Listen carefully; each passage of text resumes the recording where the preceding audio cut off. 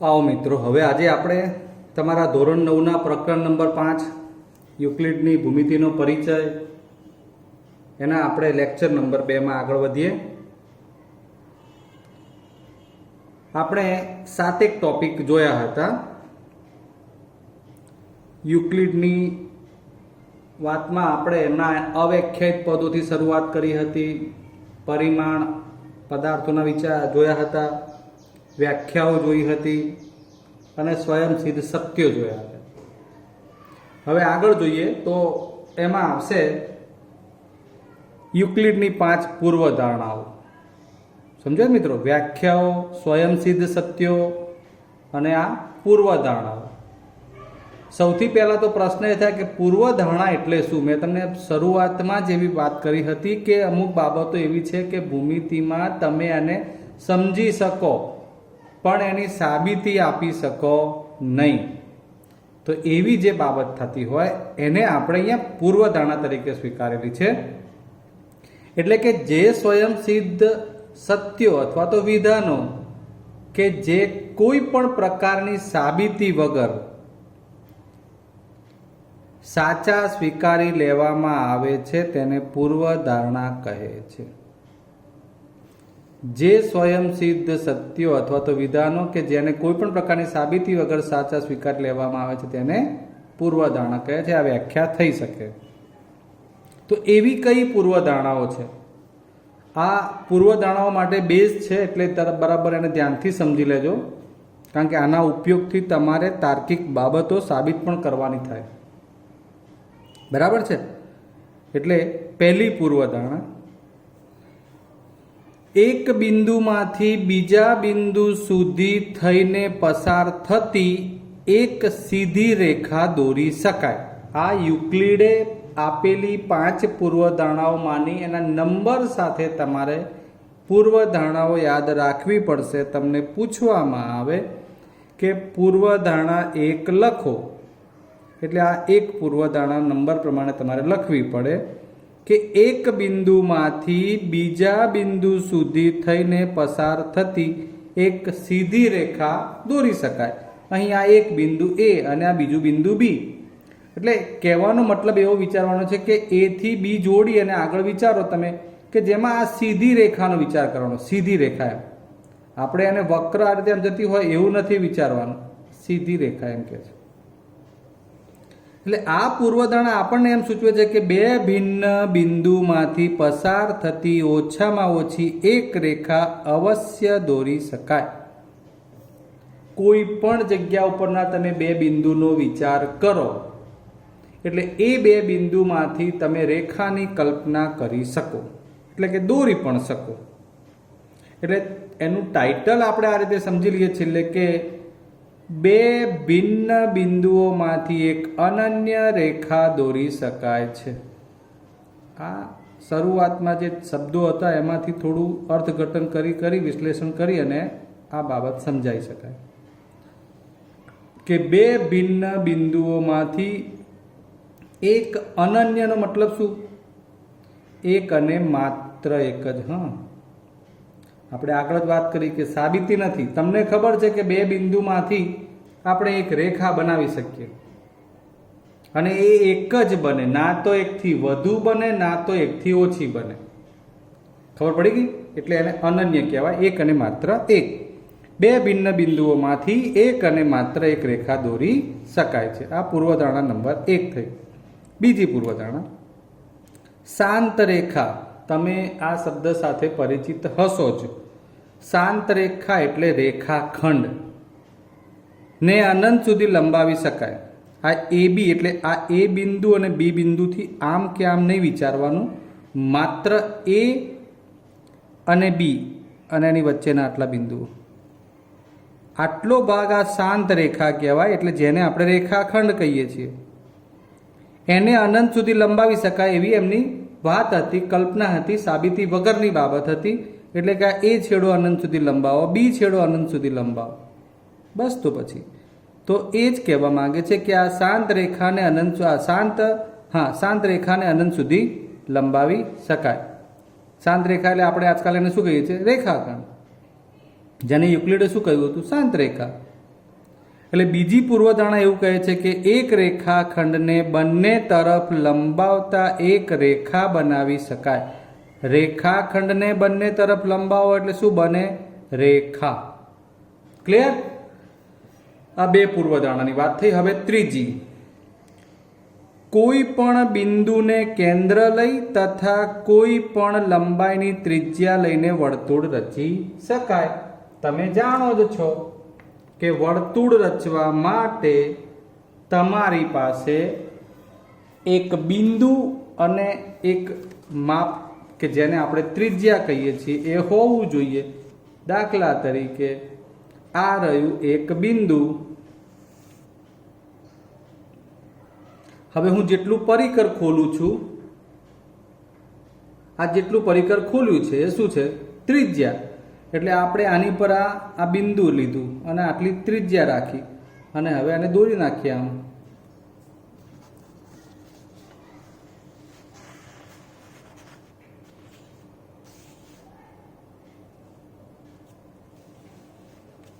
આ વર્તુળ બની જાય. એટલે વર્તુળ બનાવવા માટે જે બે બાબતો છે એ સૂચવી છે. કઈ કઈ? તો એક છે એ બિંદુ અને બીજું આ માપ એટલે કે રેખાખંડ જેને આપણે ત્રિજ્યા કહીએ છીએ. બરાબર? તો કોઈ એક બિંદુને કેન્દ્ર લઈ અને કોઈ પણ માપની ત્રિજ્યા લઈને વર્તુળ રચી શકાય. એ વાત છે. હવે આગળ જોઈએ બીજું પૂર્વધારણા નંબર 4. પૂર્વધારણા 4 જોઈએ તો એમાં બધા જ કાટખૂણા એકબીજા સાથે સરખા થાય. એટલે પહેલા તો તમને કાટખૂણાની ખબર હોવી જોઈએ. અહીં ABC આ જે ખૂણો છે એમાં નિશાન જે છે એ કાટખૂણાનું છે. DBC એ કયું છે? કાટખૂણાનું નિશાન છે. આ સ્કેલ ઉપર બતાવું ને તો આ પણ કાટખૂણો જ છે. આ સાઈડમાં આ પણ કાટખૂણો જ છે. દાખલા તરીકે તમે આ ABC ઉપર મૂકીને વિચારો ને, જુઓ તો BA કિરણ અને BC કિરણ ઉપર બંધ બેસતું થઈ ગયું. ખ્યાલ આવ્યો? આની ઉપર તમે વિચારો ને તો ED કિરણ અને EF કિરણ ઉપર બંધ બેસતું થઈ ગયું. આ કાટખૂણા થયા. એટલે બધા જ કાટખૂણા એકબીજા સાથે સરખા થાય. એકનું માપ 90, બીજાનું 90. એ માપની દ્રષ્ટિએ 90. પણ મેં તમને આકૃતિમાં સમજાવ્યું. તમે આખો માનો કે ખૂણો DEF ઉચકી અને ABC ની ઉપર કરો એટલે બંધ બેસતો ખૂણો બની જાય. કેમ? કાટખૂણા છે માટે. એવું કહેવા માંગે છે. 5મી પૂર્વધારણા જોઈએ. જો બે રેખાઓને કોઈ ત્રીજી રેખા છેદે અને બે રેખાને કોઈ ત્રીજી રેખા છેદે, અહીં આ બે રેખા એટલે રેખા AB અને રેખા CD. કોઈ ત્રીજી રેખા એટલે રેખા PQ. બે રેખાને કોઈ ત્રીજી રેખા છેદે તો આ રેખાની એક બાજુ તરફના બે અંતઃકોણો ખબર હોવી જોઈએ. આ AB અને CD ને PQ છે તો આ 1 નંબર અને 2 નંબરનો ખૂણો જે અંદર તરફ બન્યા એને અંતઃકોણો કહેવાય. એમનો સરવાળો બે કાટખૂણા કરતાં ઓછો હોય તો પ્રથમ બે રેખાઓને આ રેખાઓ તરફ અનંત સુધી લંબાવતા તે એકબીજીને છેદે છે.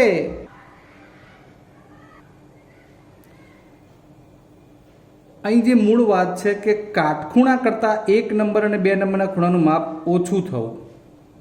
સમજજો બરોબર.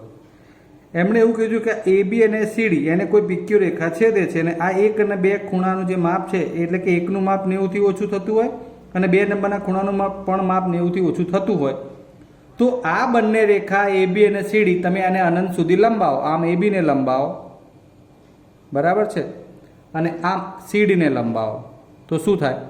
બંને છેદે છે. ક્યારે? તો કે બે રેખાઓ ઉપર એક બીજી રેખા એટલે કે ત્રીજી રેખા છેદે અને આ બનતા અંતઃકોણો એ કાટખૂણા ન હોય તો 90 થી નાના હોવા જોઈએ. એ કાટખૂણા હોય તો શું પરિસ્થિતિ આવે એ તમે જાતે વિચારજો. આકૃતિ બનાવી અને 1 અને 2 નંબરના ખૂણાને તમારે કાટખૂણા બનાવવાના. મેં તમને હમણાં આગળ પૂરતી સમજાવ્યું અને પછી વિચારજો કે AB અને CD એ છેદે છે કે નહીં. એ તમારે જાતે ચેક કરવાનું. બરાબર? એટલે પૂર્વધારણા 5 એ તમને આઈડિયા આવી જવો જોઈએ કે કે બે રેખાઓ ઉપર કોઈ ત્રીજી એક રેખા હોય અને બનતા અંતઃકોણો જો કાટખૂણાથી નાના હોય તો આપેલી આગળની જે બે રેખાઓ છે એને લંબાવતા એકબીજીને છેદશે. ઓકે, નેક્સ્ટ જોઈએ હવે પૂર્વધારણા 5.1 ની સમજૂતી. પૂર્વધારણા 5 જુદી બાબત છે, પૂર્વધારણા 5.1 જુદી બાબત છે. હા, ધ્યાન રાખજો. 5.1 માં તો સૌથી પહેલા તો આપેલ બે ભિન્ન બિંદુઓમાંથી, જેમ કે અહીંયા P અને Q ની વાત કરી છે, પસાર થતી એક અનન્ય રેખા હોય છે. બે ભિન્ન બિંદુમાંથી એક અનન્ય રેખા પસાર થાય છે એવું કહેવા માંગે છે. આપણું ફોકસિંગ P અને Q બિંદુ ઉપર છે. આ P અને Q માંથી પસાર થતી રેખાની વાત કરવાની છે. પણ સૌથી પહેલા આપણે વાત કરી લઈએ કે P બિંદુમાંથી પસાર થતી રેખાઓ તો આ રહી, એક આ અને આ. માત્ર Q બિંદુમાંથી પસાર થતી રેખાઓ તો એક આ અને આ. પણ હવે પ્રશ્ન છે કે P અને Q બંનેમાંથી પસાર થતી રેખા આ રહી, એટલે કે આ રહી. ઓકે, તો બિંદુ P માંથી પસાર થતી કેટલીક રેખાઓ હોઈ શકે છે જે બિંદુ Q માંથી પણ પસાર થાય તેવી માત્ર એક રેખા PQ છે. જે બિંદુ P માંથી પસાર થતી હોય અને બિંદુ Q માંથી પસાર થઈ શકે એવી માત્ર એક એટલે કે રેખા PQ છે. આ માટે ઉપરનું વિધાન એક સ્વયંસિદ્ધ સત્ય છે. આપણે જેને પૂર્વધારણા તરીકે સ્વીકારવાનું છે, જેની સાબિતી ના હોય, આ બે બિંદુમાંથી પસાર કરવી હોય તો આ એક જ રેખા પસાર થાય છે. એટલે પૂર્વધારણાના આધારે જ આપણે સ્વીકારવાનું થાય છે. ઓકે, આમ આ 5.1 નંબરની પૂર્વધારણા પણ પૂર્ણ. આમ તો એમની મુખ્ય 5 પૂર્વધારણાઓ આપણે આ જોઈ લીધી, અને એ સિવાય પૂર્વધારણા 5.1 અને 5 બંને કન્સેપ્ટ જુદા જુદા છે એવું યાદ રાખવું રહ્યું. હવે આગળ મિત્રો એક ટોપિક નવો જોઈએ આપણે, જેમાં આપણે આગળ જે વાત કરી એમાં જે સ્વયંસિદ્ધ વિધાનો કે સ્વયંસિદ્ધ સત્યો કે જેને આપણે સાબિતી વગર સ્વીકાર્યા હતા એને આપણે શું કહ્યું હતું? પૂર્વધારણા. હવે પ્રશ્ન એ છે કે ભૂમિતિમાં એવા વિધાનો છે કે જેને આપણે સાબિત કરી શકીએ. તમારે ધોરણ 9માં એ આવશે હવે પછીના ચેપ્ટરમાં. તો એ જે વિધાનો છે કે જેને આપણે તર્કસંગત દલીલોથી અથવા તો સિદ્ધાંતોથી સાબિત કરવાના હોય. આપણે આગળ વાત કરી હતી કે ત્રિકોણના 3 ખૂણાનો સરવાળો 180 અંશ થાય. તો આ 3 ખૂણાનો સરવાળો 180 અંશ થાય છે એવું આપણે પ્રેક્ટિકલી માપીએ તો ખબર તો પડી જાય.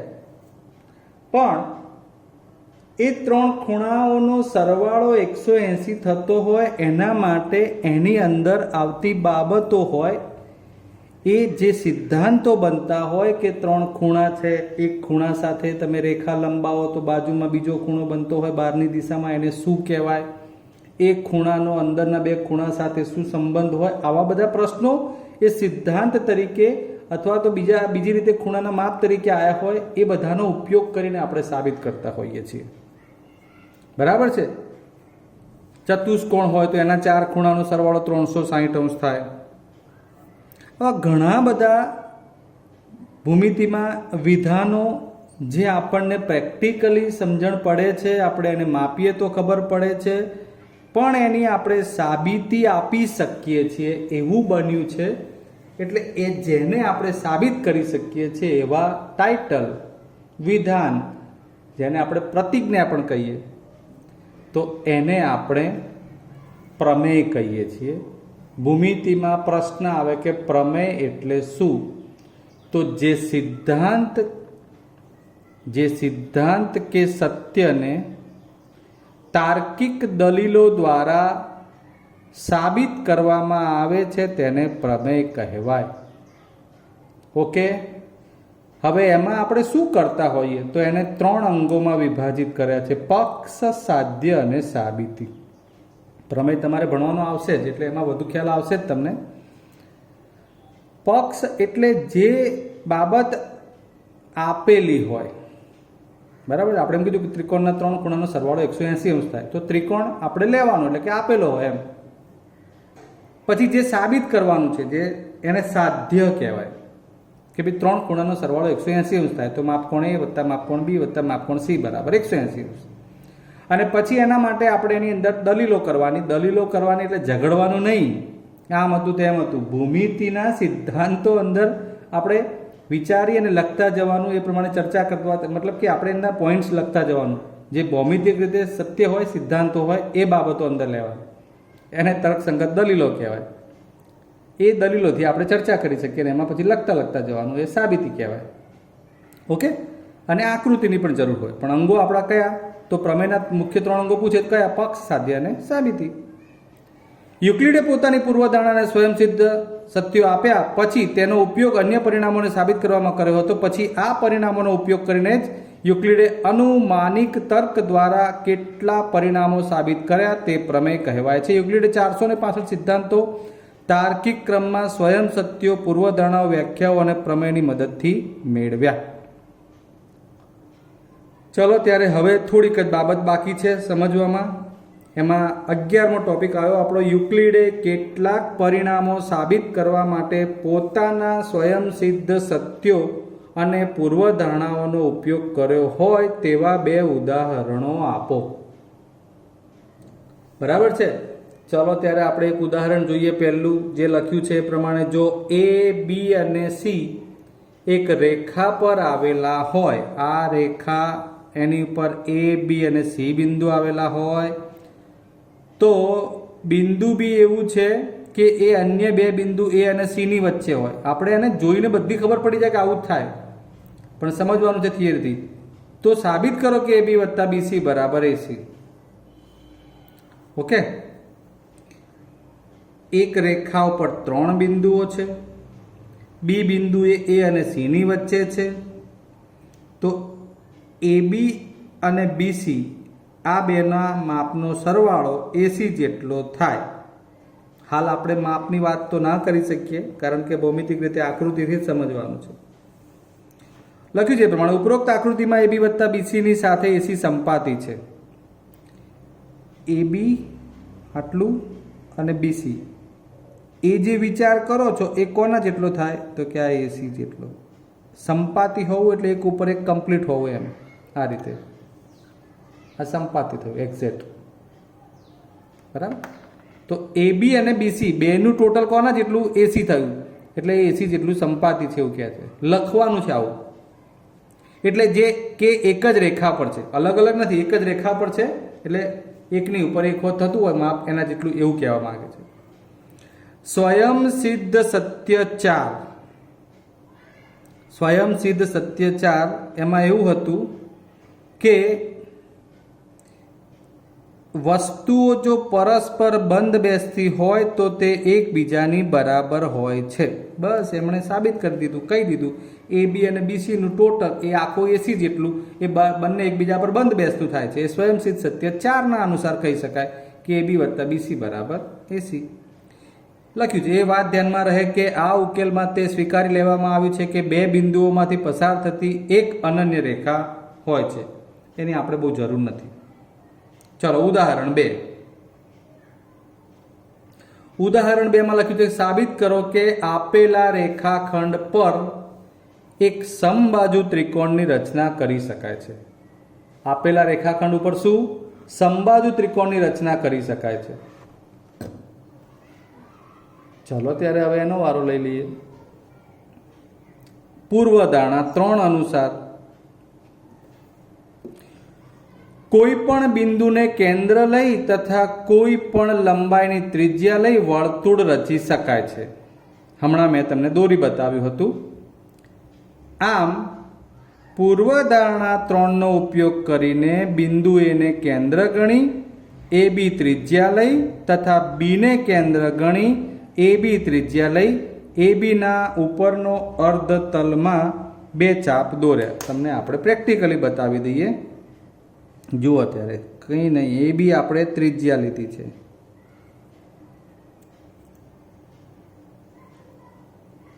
એટલે AB જેટલું પરિકર ખોલવાનું.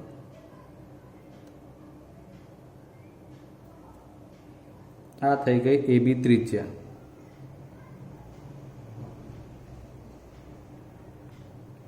પહેલી વાર શું કર્યું? એને કેન્દ્ર લઈ અને AB જેટલી ત્રિજ્યાવાળું ચાપ દોરવાનું છે. એટલે લખ્યું છે એ પ્રમાણે હું બોલું છું કે ભાઈ A કેન્દ્ર અને AB ત્રિજ્યાવાળું આ ચાપ દોર્યું. આખું વર્તુળ નથી દોરતા, આટલો ભાગ દોરીએ ને વર્તુળનો એને ચાપ કહેવાય. હવે B ને કેન્દ્ર લઈ AB ત્રિજ્યાવાળું ચાપ દોર્યું. બંને ક્યાં છેદવાના છે? કોઈ એક બિંદુ આગળ, બરાબર છે, જે બિંદુને C કહ્યું છે. હવે અહીંથી આ AC જોડી દઈએ અને અહીંથી આ BC જોડી દઈએ એટલે આ બાજુની આકૃતિ જેવું થઈ ગયું. આ AC અને આ BC, આ 1 2 અને 3, આ 1 2 અને 3 રેખાખંડોની લંબાઈ સમાન થાય છે, બરાબર. જે આડકતરી રીતે આ વર્તુળની ત્રિજ્યાઓ જ બની એમ, અને જે સરખી થાય છે એટલે આ 3 બાજુઓ સરખી આપતો હોય એવો ત્રિકોણ, જેને આપણે સમબાજુ ત્રિકોણ કહીશું. ઓકે, ચાલો હવે છેલ્લો ટોપિક, પ્રમેય 5.1. બે ભિન્ન રેખાઓમાં એકથી વધુ સામાન્ય બિંદુ ન હોઈ શકે. તમે જાણો જ છો, બે ભિન્ન રેખાઓ કોઈ પણ રીતે બનાવો,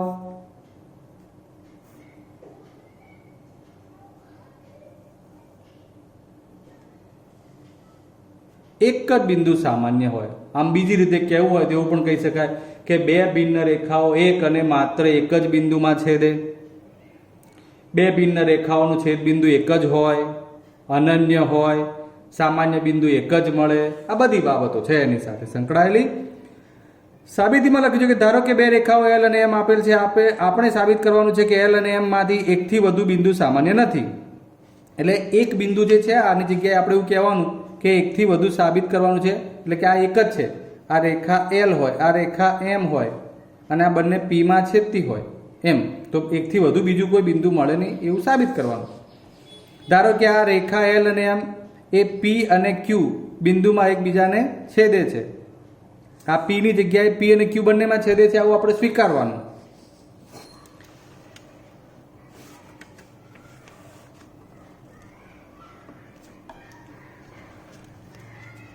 ઓકે, હવે ધારો કે આ બે રેખા L અને M એ P અને Q એટલે કે બે બિંદુમાં છેદે છે, એવું આપણે ઉલટું વિચાર્યું.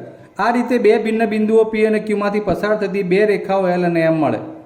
હવે એનો મતલબ શું થયો કે આ બે ભિન્ન બિંદુમાંથી બે રેખાઓ પસાર થાય. આપણે આગળ પૂર્વધારણામાં ભણ્યા હતા, પરંતુ આ પૂર્વધારણા આપેલ બે બિંદુઓમાંથી પસંદ તો નહીં પણ પસાર થતી બે ભિન્ન બિંદુઓમાંથી પસાર લખવાનું આવે. પસાર થતી એક અનન્ય રેખા જ મળે છે, તો એની તો વિરુદ્ધ થયું. બે ભિન્ન બિંદુમાંથી કેટલી રેખા પસાર થાય? આપણે આગળ સ્વીકારેલું છે, એક જ રેખા પસાર થાય. અહીંયા આપણે એવું કીધું કે L અને M બંને P અને Q બંનેમાંથી પસાર થાય, તો આ બે બિંદુઓમાંથી તો એક જ રેખા બની શકે. તો બંને એક સાથે L અને M એ PQ માંથી પસાર થઈ શકે નહીં એવું કહેવા માંગે છે. એટલે કે બે રેખાઓ બે ભિન્ન બિંદુમાંથી પસાર થાય છે તે ધારણા ખોટી છે. આપણે જે વાત કરી કે L અને M એ P અને Q બંનેમાંથી પસાર થાય છે એ વિચાર્યું એ ખોટું છે. માટે બે ભિન્ન રેખાઓમાં એકથી વધુ બિંદુ સામાન્ય ન હોય. ક્લિયર? તો આજનો આપણો જે પોર્શન હતો અને આગળના લેક્ચરનો પોર્શન હતો, આ બંને થિયરિકલ બાબતો હતી, એને આપણે 2 લેક્ચરમાં પૂર્ણ કરી છે. અને આવતા લેક્ચર નંબર 3માં આપણે સ્વાધ્યાય 5.1 જોઈશું. ઓકે મિત્રો, જય હિન્દ.